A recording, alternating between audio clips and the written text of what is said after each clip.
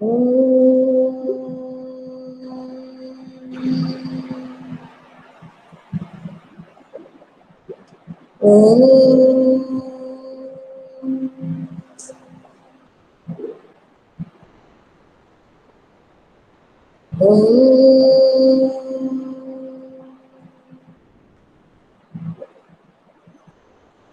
Ram and God bless you.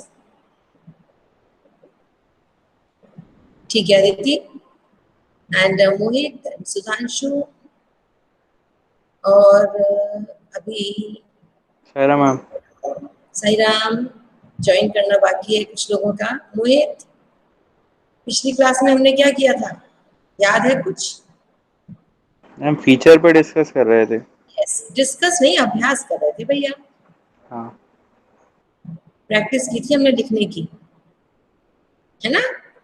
और practice करने के बाद कैसे लिखा जाता है, कैसे लिखा गया, उस पर डिस्कशन किया था। साई राम तो ओके। फीचर अभ्यास के अलावा हमने आपको एक और काम दिया था, अगर याद हो तो, हिंदी पारिभाषिक शब्दावली और प्रयोजन मूलक हिंदी। किसने ढूंढा और क्या ढूंढा, क्या सर्च किया? मैम ये हिंदी के कुछ शब्द होते हैं जो अलग अलग विभागों में यूज करते हैं। बताओ। सरकारी विभाग। Yes yes, you are correct, लेकिन बताओ ना क्या ढूंढा आपने?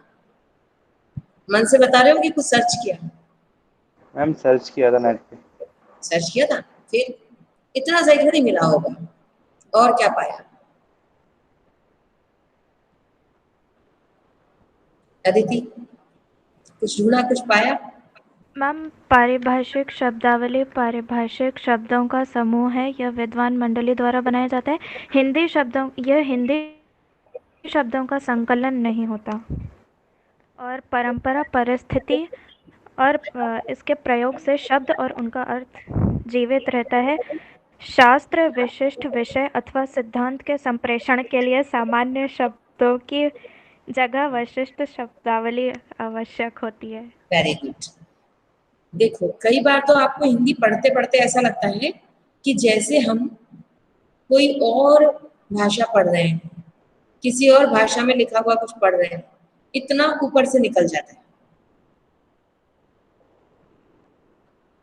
और एक और बात, आपको विश्वास नहीं होगा कि चाहे तो संविधान में लिखा हुआ कुछ हो या कहीं पर वर्णित कोई नियम, कोई अधिकार, कोई कर्तव्य, ऐसी कुछ विनिर्दिष्ट कुछ लेखन का नमूना हो, उसको समझने के लिए अंग्रेजी का सहारा लेना पड़ता है।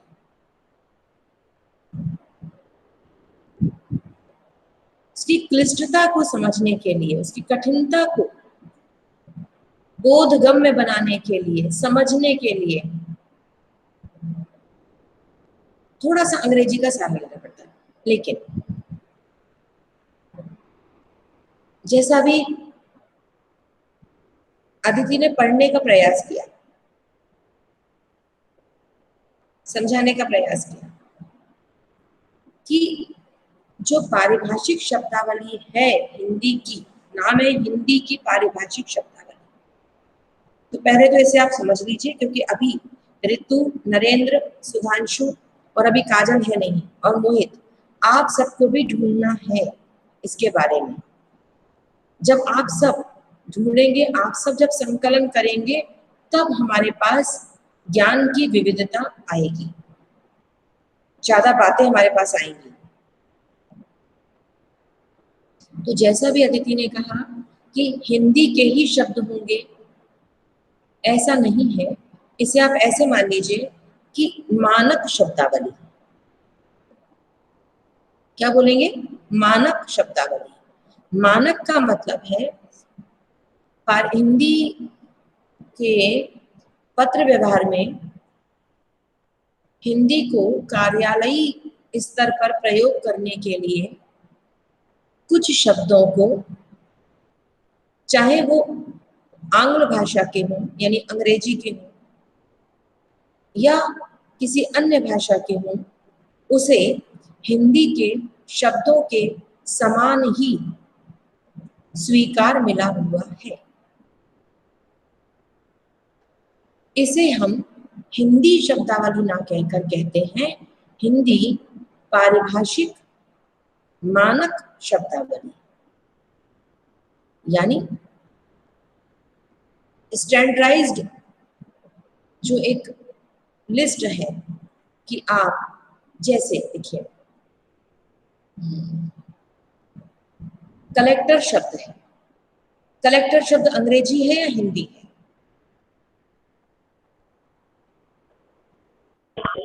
अंग्रेजी है ना। लेकिन आपने एक और शब्द कभी सुना है, अपर कलेक्टर?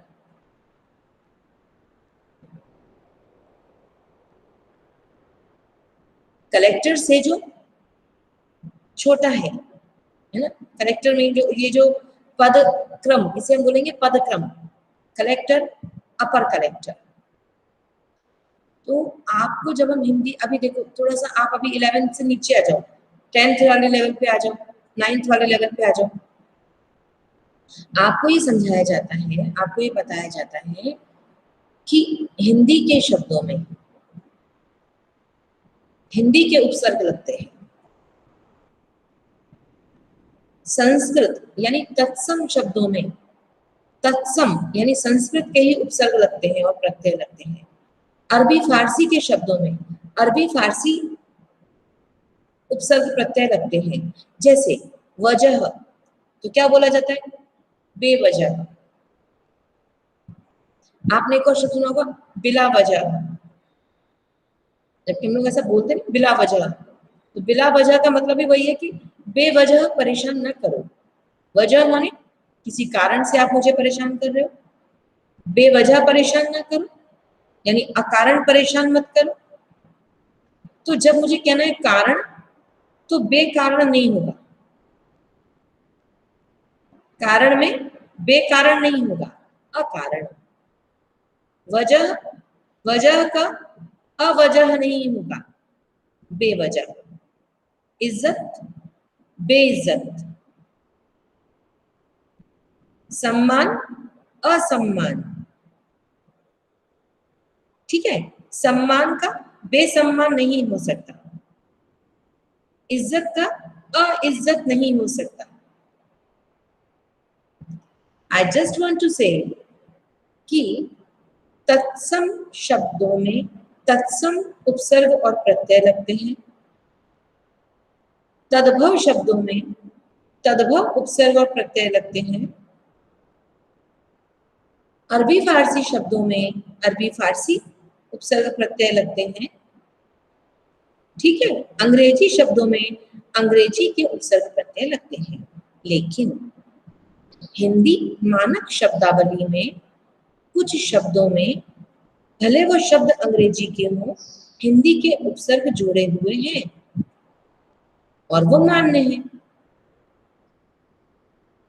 और वो एक्सेप्टेड है।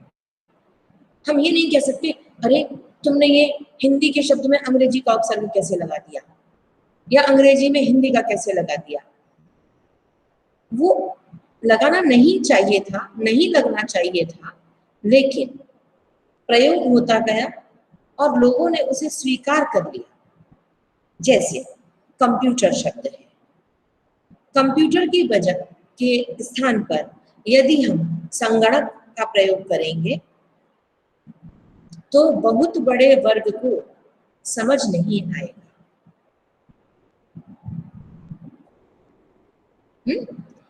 ट्रेन की जगह पर यदि हम लोहपथ गामिनी कहेंगे तो लोगों को समझ नहीं आएगा। यदि आप रेलवे स्टेशन पर ही जाकर या आप फोन से पूछेंगे कि इंदौर देहरादून लोहपथ गामिनी का समय क्या है, तो बताने वाला भी नहीं बताएगा। जो इंक्वायरी पे बैठा है वो समझेगा कि कोई किससे बात कर रहे हैं, कौन है, क्या पूछ। तो कुल मिलाकर सुगमता के लिए और एक सा मानक शब्दावली का एक बहुत बड़ा कारण होता है, पता है क्या, हम एक सा मीनिंग उसका एक्सेप्ट करें। जैसे मैंने गुना से कार्यालयी एक पत्र लिखा, ऑफिशियल लेटर। यदि मैंने गुना से एक कार्यालयी पत्र लिखा और वो पत्र मैंने बॉम्बे महाराष्ट्र भेजना है ना, तो मुझे मानक शब्दावली का प्रयोग करना पड़ेगा, क्योंकि वो जो मानक शब्दावली का अर्थ है वो ऑल ओवर इंडिया में एक सा ही स्वीकार होगा। Is it clear? हालांकि एक बड़ा कंसेप्ट है, जैसे आप जब कभी मौका लगेगा तब पढ़िएगा, अभी तो वैसे आपके पास अलग अलग विषय की पढ़ाई का बोझ है, अदरवाइज जब भी मौका लगे समझिएगा। संपूर्ण क्षेत्र को क ख ग, संपूर्ण भारत को 3 वर्गों में विभाजित किया गया है, क क्षेत्र, ख क्षेत्र, ग क्षेत्र। एक वो एरिया जहां पर सिर्फ हिंदी एक भाषी या वहां पर जो चलती है एक भाषी, एक भाषा का प्रयोग, एक है द्विभाषी, यानी अगर हम मराठी में व्यवहार कर रहे हैं तो मराठी तो है, साथ में अंग्रेजी उसके रूपांतरण के लिए, हिंदी, यानी अब जैसे अगर हम गुना क्षेत्र से कोई पत्र लिखते हैं महाराष्ट्र के लिए या कहीं और के लिए, तो वो द्विभाषी में जाता है, बायलिंगुअल, हिंदी में जाएगा, साथ में उसका एक अंग्रेजी अनुवाद भी रहेगा, जिससे समझने वाले को दिक्कत ना आए। और एक है त्रिभाषा सूत्र, त्रिभाषा, प्रादेशिक यानी रीजनल लैंग्वेज वो भी रहेगी, उसका हिंदी अनुवाद भी और उसका फिर अंग्रेजी अनुवाद भी। तो एक भाषा, द्विभाषा, त्रिभाषा। तो जब कभी मौका लगे तो पढ़िएगा, क्योंकि ये समझने लायक बात है। आपको हमेशा कहीं आप बड़े अधिकारी बन गए, ना जाने किस एरिया में आपका ट्रांसफर हो, मान के चलो कि आपके अधीनस्थ, आपके अंडर में काम करने वाले बहुत लोग होंगे जो पत्र लिख देंगे, लेटर लिख वो देंगे, लेकिन एज एन ऑफिसर सिग्नेचर आपको ही करने पड़ेंगे। तो उसने क्या लिखा है, उसे एक भाषा, द्विभाषा या त्रिभाषा क्या पालन करना चाहिए ये पता होना चाहिए, क्योंकि इस सब की जवाबदारी जो मेन ऑफिसर है उसकी बनती है। तो अपने ज्ञान में इजाफा करने के लिए भी, तो यद्यपि इस बार हमारे सिलेबस में ज्यादा बहुत गहराई से नहीं है, लेकिन पता होना चाहिए बच्चों को कि मानक पारिभाषिक शब्दावली क्या है, और दूसरा है प्रयोजन मूलक हिंदी। तो पारिभाषिक शब्दावली का अभी आप लोग और सर्च कीजिए और मुझे बताइए,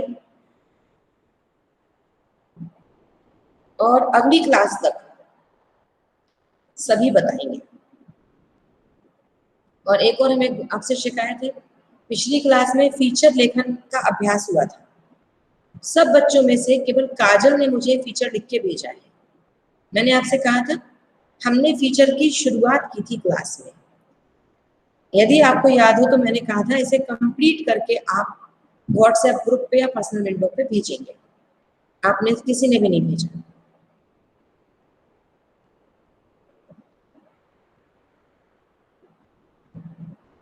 सिर्फ काजल ने भेजा, ठीक है।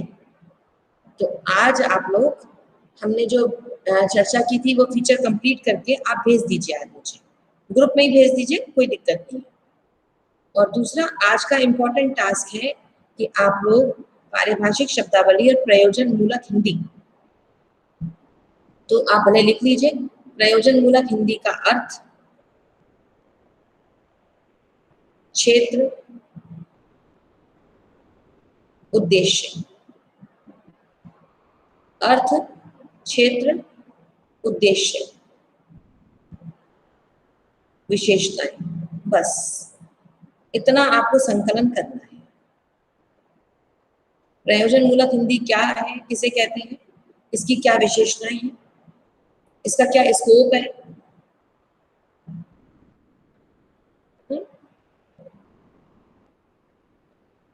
और इसको पढ़ने से, इसको जानने से, इसका अध्ययन करने से हमें क्या फायदा होने वाला है, इसका उद्देश्य क्या है,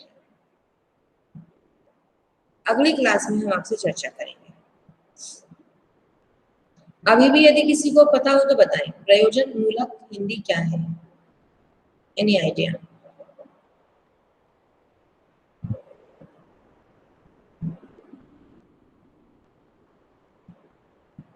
नो आइडिया?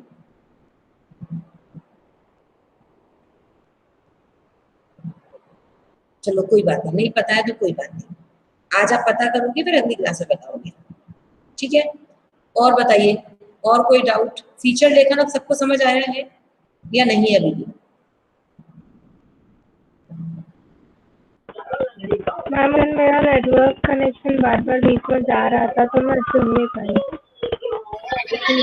आपकी आवाज मुझे क्लियर नहीं हो रही बेटा, आप क्या कहना चाह रहे हो? मैम जब आप फीचर समझा रहे थे उस दिन तो मेरा ना बीच में नेटवर्क कनेक्शन बार बार जा रहा था तो मैं अच्छे से सुन पाई थी। ठीक है, आप लास्ट क्लास की बात कर रहे हो बेटा, जब फीचर लेखन हो रहा था तब? Yes ma'am. कोई बात नहीं, कोई बात नहीं, तो आप रिकॉर्डिंग भी सुन सकते हो, और नहीं समझ आया है आप मुझे पर्सनल फोन लगा के भी बात कर सकते हो। अच्छा रितु एक बात बताओ, जो विषय हमने दिया था वो क्लियर है? Yes ma'am. बताओ किस विषय पे लिखना था फीचर?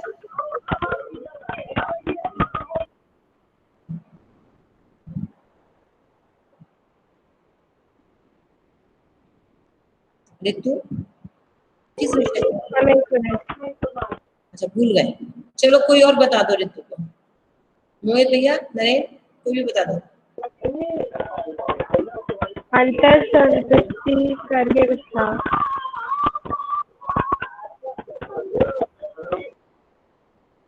फिर से बोलो रितु, आपकी आवाज कट रही है रितु, रहने दो। अदिति आप बता दो। मैम अंतर मन की प्रसन्नता ही सफलता है। ओके ठीक है, अभी देखो सुधांशु हैज लेफ्ट, जबकि हमें चाहिए था कि हम सुधांशु को भी रिमाइंड कराना चाह रहे थे क्योंकि सुधांशु तो पिछली क्लास में नहीं थे। तो रितु अभी आपने सुन लिया? Okay yes ma'am. सुधांशु आपको आवाज आ रही है?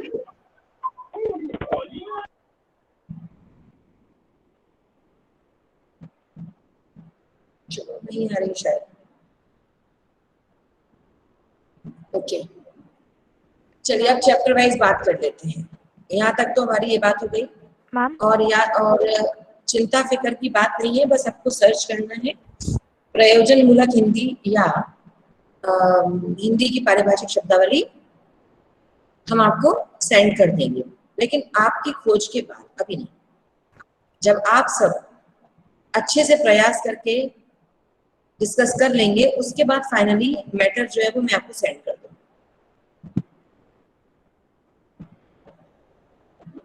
अदिति आवाज आ रही है? मोहित आवाज आ रही है? Yes ma'am. ठीक है, अदिति कुछ पूछना था आपको? नो? मैम एक बार फीचर का विषय थोड़ा और बता दीजिए, समझ नहीं आया। फीचर के बारे में एक बार और बता दीजिए, ठीक है? अच्छा एक काम करो, आप एक टॉपिक बताओ तो मैं आपको बताऊंगी कैसे लिखना है।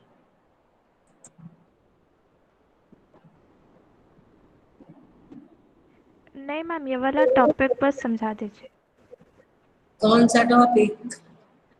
मैम ये वाला अंतर मन की प्रसन्नता ही अरे सफलता, तो ये होगी ना विषय तुम, क्लियर अगर मैं करिए। समझा दूंगी तो। उसका सारांश तो ये हो गया, क्या हुआ सारांश? सारांश ये हुआ कि हम अपने जीवन में जो भी करते हैं, अगर हम एक छोटा सा उदाहरण ले लें, जैसे अगर हम म्यूजिक सुनते हैं, मुझे मान लीजिए शौक है गाने सुनने का, तुम गाने क्यों सुनते हैं बेटा? याद करने के लिए, कंठस्थ करने के लिए, एग्जाम देने के लिए? तो क्यों सुनते हैं?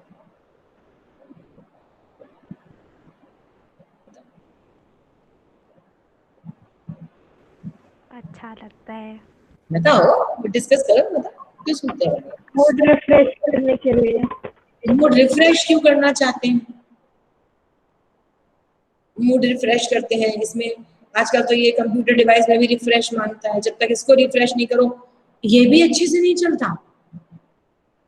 बताओ, डिवाइस भी कहती है कि रिफ्रेश मी, तो इस रिफ्रेश का कितना महत्व है। मूड रिफ्रेश करते हैं, मूड रिफ्रेश करने से क्या हो जाता है? उसे हो क्या जाता है? तो जल्दी जल्दी बोलो, तभी टीचर के सभी परफेक्ट हैं। अच्छा लगता है। अच्छा लगता है, ठीक है। हिंदी के विद्यार्थी होने के नाते अच्छा लगना मतलब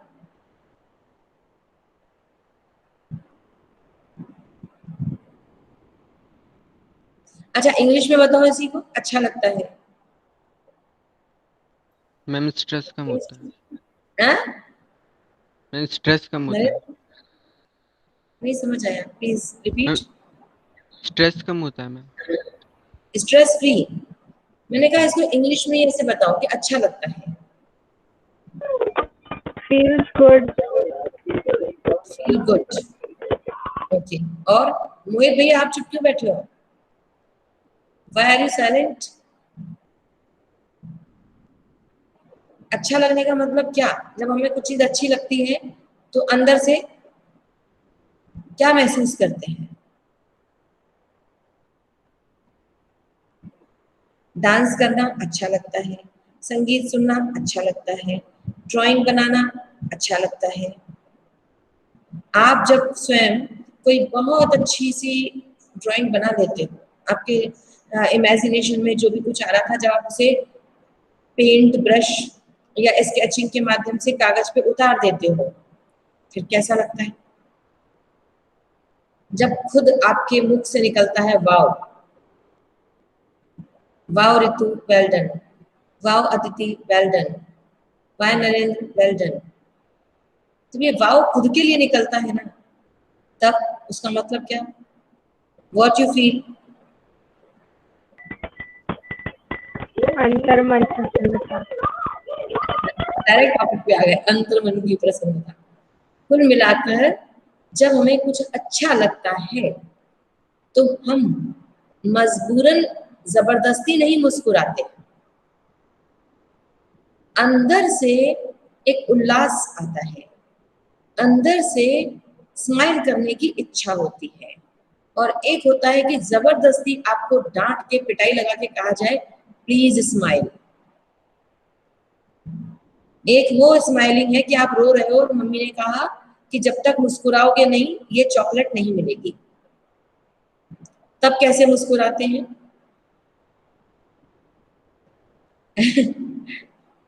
अब बचपन अपना याद करो कि खूब जोर जोर से दहाड़े मार के रो रहे हो, किसी बात के लिए खूब जोर जोर से रो रहे, चॉकलेट के लिए रो रहे हो, मानो चॉकलेट के लिए रो रहे हो, और मम्मी ने कहा नहीं मिलेगी, और जोर से रोना शुरू हो गया, इतना रोना शुरू हो गया कि आंखों से आंसू गालों पे लुढ़कने लगे।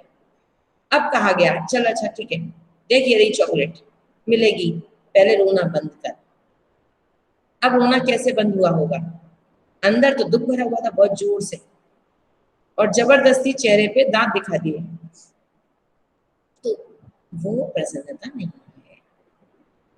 और अनायास ऐसे ही बैठे बैठे जब मुस्कुराने का मन करे, पता नहीं ख्याल में ऐसा क्या आ गया कि मुस्कुराने की, और कई बार तो इस बात के लिए स्कूल में डांट पड़ जाती थी क्लास में। मैम पढ़ा रही है, सर पढ़ा रहे हैं, और आप पता नहीं कहाँ चले गए, लॉस्ट इन योर थॉट्स, और आप स्माइल करने लगे, तो टीचर को तो ये लग रहा है कि उसकी बात पे मुस्कुराया आप। जबकि उनकी बात तो आपके कानों में जा ही नहीं रही थी। जैसे पापा खो गए पाठ में, जब अप्पू कंचों के बारे में सोच रहा था तब मास्टर साहब कुछ और पढ़ा रहे थे, लेकिन अप्पू को तो गोल गोल आंवले जैसे बड़े बड़े कंचे दिख रहे थे। आया याद? अप्पू को ऐसा लग रहा था कि कंचों का जो जार है, जो मर्तबान है, वो जमीन से आसमान तक बड़ा हो गया। उसमें बड़े बड़े कंचे हैं और बीच में मैं खड़ा हुआ हूं उन कंचों के साथ। अप्पू तो ये सोच रहा था और ये सोच के वो स्माइल कर रहा था और वो सोच रहा था कि आज जॉर्ज के साथ खेलूंगा, उसे कंचे में हरा दूंगा कंचे के खेल में। और मास्टर साहब को ऐसा लग रहा था कि अप्पू सबक सीख रहा है, उनकी बात सुन नहीं रहा है, क्यों मुस्कुरा रहा है, समझ नहीं आ रहा था। तो ये जो अंदर से खुशी आती है किसी भी कारण से, जब हम अंदर से मुस्कुराते हैं, यही सच्ची विजय है, सच्ची लक्ष्य प्राप्ति है। मैं आपको बार बार हर बार यही बताने की कोशिश कर रही हूँ कि हमारा हर एक प्रयास इस वजह से होता है कि हम खुश रहें। आप अच्छे नंबर लाने की कोशिश करते हो, अच्छे नंबर क्यों चाहिए? आपको स्कूल में टॉप क्यों करना है? आपको किसी बहुत अच्छे वेल नोन कॉलेज में एडमिशन क्यों चाहिए? आपको अपने पेरेंट्स के सपने साकार क्यों करने हैं? आपको अपना जीवन आनंदमय बनाना है, इसलिए। तो फाइनल डेस्टिनेशन क्या है? आनंद, हैप्पीनेस, खुशी। कुछ भी करने के पीछे आप खूब सारा डिस्कशन कर लो, ऐसा क्यों, ऐसा क्यों, ऐसा क्यों, एंड फाइनल आंसर आएगा हैप्पीनेस।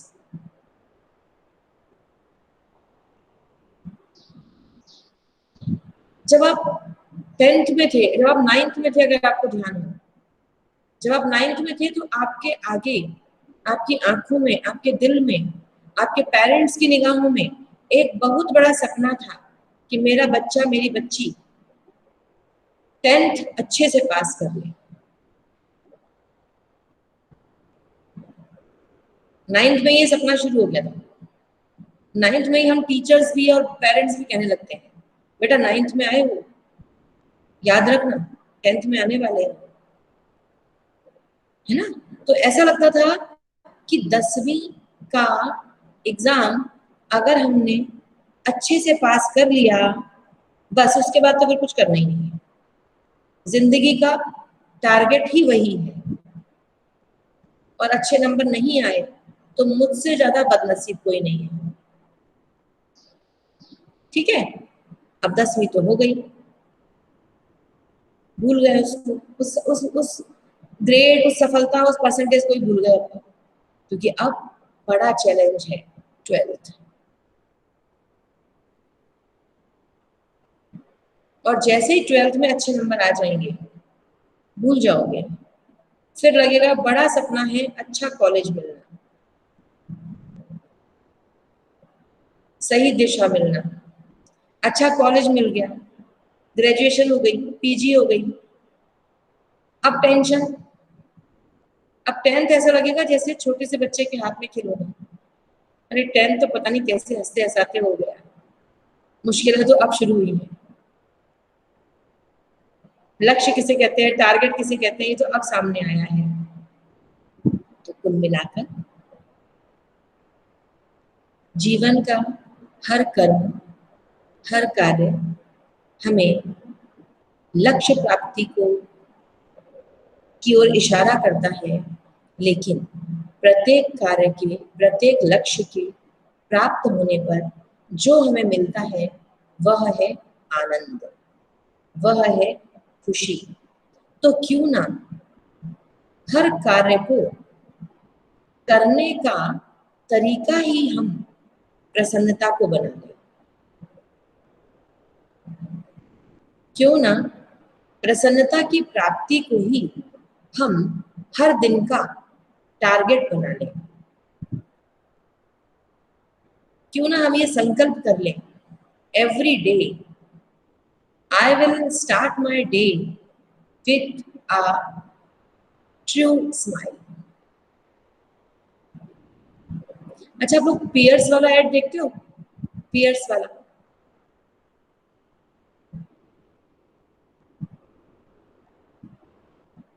पियर्स वाला ऐड, बच्ची आंख नहीं खोलती, क्यों नहीं खोलती? संतूर वाला। तुम आंख नहीं खोलती ना, क्यों? क्यों नहीं खोलती आंख, बताओ, यहीं से शुरुआत करो।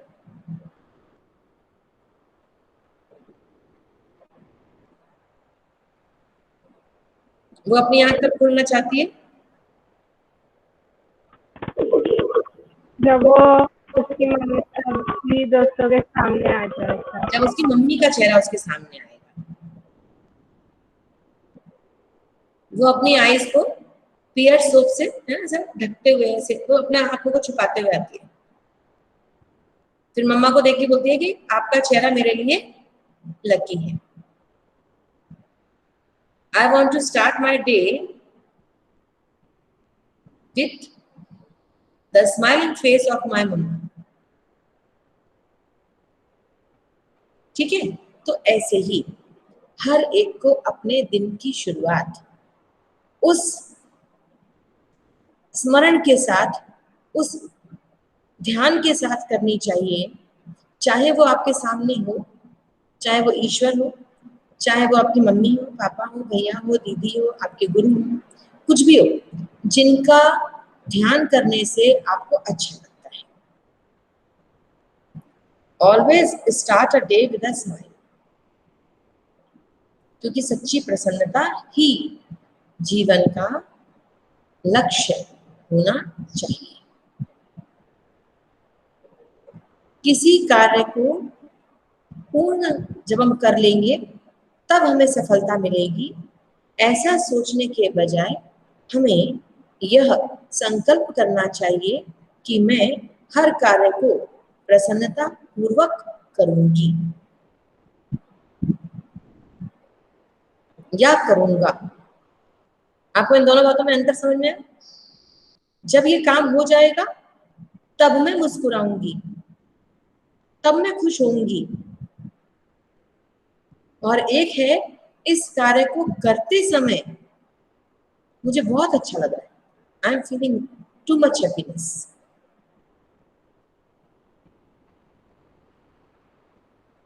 मैं अनुभव कर सकती हूँ कि जब अदिति आपने एक कल वो किया था अभिनय, ये एकल अभिनय पूर्ण हो जाएगा तब मैम को कैसा लगेगा, इस टेंशन के बजाय आई थिंक आपने उसे एंजॉय होकर कर दिया। अब चाहे मैम को अच्छा लगे या ना लगे, लेकिन अंतर मन से अपना 100% देते हुए आपने उसे कर दिया। तो जब आपने उस रोल को किया होगा, उस समय जो अनुभव किया होगा, वो अनुभव आप अपने टीचर्स को नहीं दिखा सकते। आप केवल उसका बाहरी रूप दिखा सकते हैं। आपने उसका वीडियो दिखाया, आपके जेस्चर्स क्या कह रहे हैं वो उनको हमने अप्रिशिएट किया, लेकिन आप अंदर से क्या महसूस कर रहे थे ये आप ही जानते हो। इसे आप अपनी सबसे निकट मित्र, मम्मी या किसी को भी आप नहीं बता सकते। क्योंकि आपको कैसा लगा ये बताने के लिए शब्द ही नहीं बने। Do you understand? ऐसे ही चाहे ऋतु ने कोई ड्राइंग किया, ठीक है, ड्राइंग कर रही, ड्राइंग हमारे सामने आ गई, पोस्टर हमारे सामने आ गया, डिफरेंट एंगल से देखा and we appreciated a lot. हमने कहा एक्सीलेंट से भी ऊपर जो होता है वो है सुपर वाला एक्सीलेंट। बट बनाते समय जो थॉट आए, जो अनुभूति हुई, जो अंदर चल रहा था, वो आप शेयर नहीं कर सकते। फॉर एग्जाम्पल, एक और एग्जाम्पल मान के चलो, मैंने अपनी जिंदगी में, है ना, मैंने अपने जीवन में कभी मान लीजिए ऑरेंज नहीं खाया मैंने, मुझे नहीं पता ऑरेंज कैसा लगता है, मैंने कभी नहीं खाया, ठीक है, और मैं जानना चाहती हूँ कि ये कैसा लगता है। और एक व्यक्ति है जो बोल नहीं सकता, उसने ऑरेंज खाया, वो बता रहा है कि बहुत टेस्टी है, लेकिन अब वो बताए कैसे कि ऑरेंज का टेस्ट कैसा है।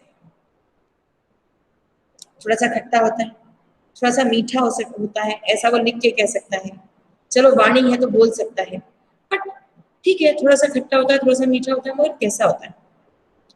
क्या शक्कर को और नींबू को एक साथ खा लें तो ऐसा होता है? बताओ।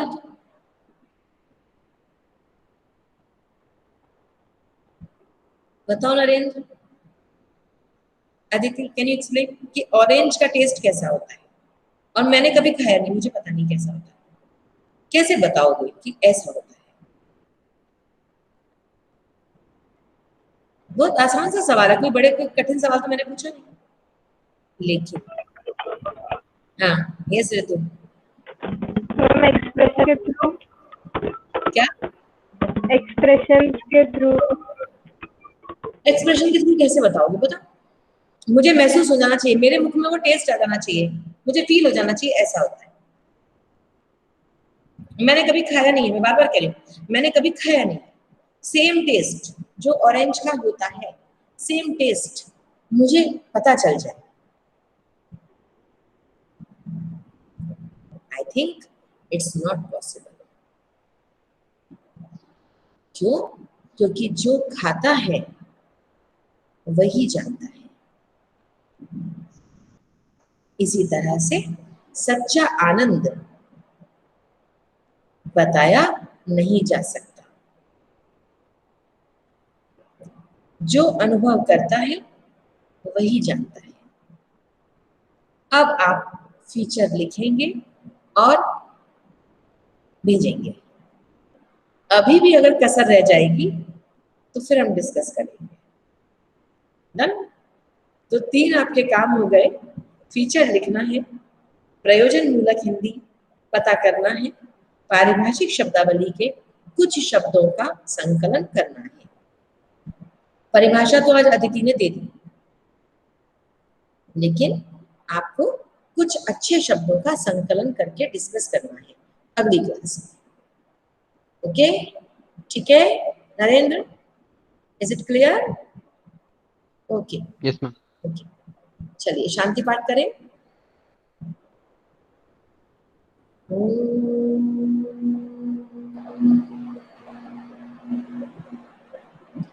शांति शांति शांति। Sai Ram, God bless you all. Take care. मेरा